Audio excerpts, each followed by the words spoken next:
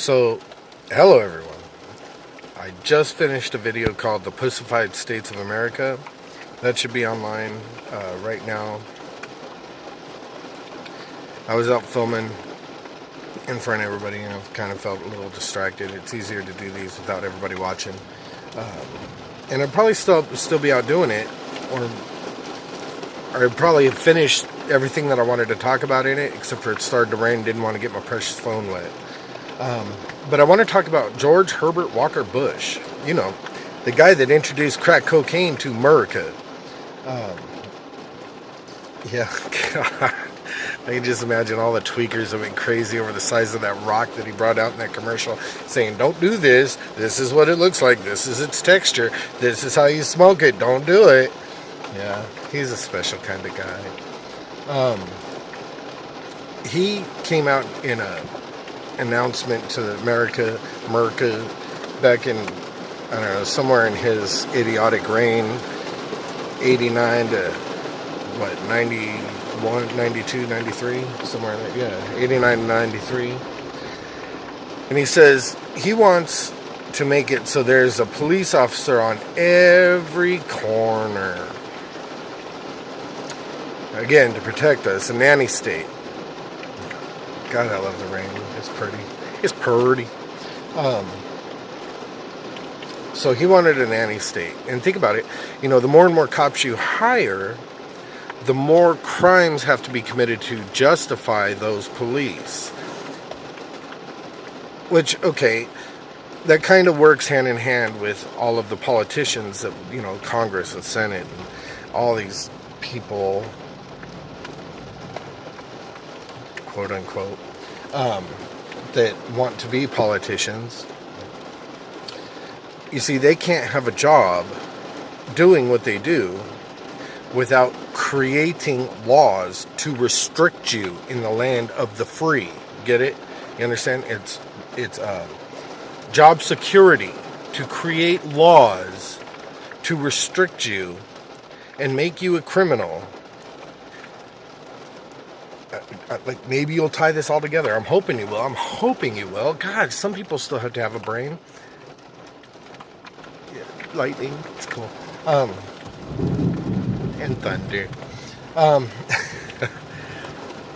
It's so pretty. But so we gotta have more and more laws. More and more laws mean more and more cops. Okay? More and more cops mean more and more infractions. Now think about this. Just think about this. Like, I was sitting in court one day, you know, many moons ago, and I was sitting in court and I'm looking around and I'm like, this is an altar. I was like looking at the courtroom. It's a fucking altar, man. God, and I think the name of the god is El. I went home and I did some research on it. I think it was El. E-L is the name of the god that they would be worshiping and sacrificing you to. And the sacrifice is done in the altar of the courtroom. Just think about this, since we're on the cutting edge of everything, you know, just how not advanced we really are. Our courtrooms are altars of sacrifice to a god named El. Go ahead, call me crazy. But whatever you do, don't research it for yourself. Don't look it up yourself and find out that I'm telling you the truth. It's easier to call me crazy. I'm telling you. So just do that. Okay? So now you've got all these cops that are so full of themselves and how important they are because every single person working for the Stasi has a badge which makes them above the law. Okay, now, since I brought up the Stasi, in East Germany, this is post-World War II. This has nothing to do with Nazis. This has to do with communism. The Berlin Wall. Okay, I know that history is hard and boring and nobody wants to study. East Germany is what happened after World War II. After the Nazis. After Hitler. Right? I know, right? Hitler's this bad guy. Somebody should really stop him. But, fucking Americans. I love this country, I really do.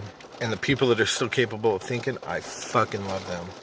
But the brainwashed idiots that are voting my rights away, I don't really got a love for you. You see something, say something. Everything's a crime. My burger at McDonald's was cold, so I called 911. Idiots. Fucking retards. Anyways, back to the story. 1 in 3 people in East Germany, all of East Germany, 1 in 3 people were working for the Stasi. You were either wearing a badge, or you were a snitch, you were an informant, you were something. So think about that. Like, if you have a family of 4, at least one of you is snitching out the other 3. America. Okay, so back to the cops. A cop on every corner while we're screaming how free we are. Okay, well, you know what? I want to walk down the street smoking a cigarette. I want to sit on a bus bench. I want to walk down to the diner and have a coffee. I don't think I need to be questioned about my papers. And if we're that pussified, if we're that weak, that we can't even walk down the street without being paranoid that we're going to be attacked, and you know what? You don't deserve to be on this planet anyways. You know, this is, and I hate to say it, but this is a survival of the fittest. You know, and if you're not fit to walk down the street without police protection, you don't belong here. Cyanide is always an option. Do the rest of us a favor. Stop voting away our rights. Got that. I think that's good for right now.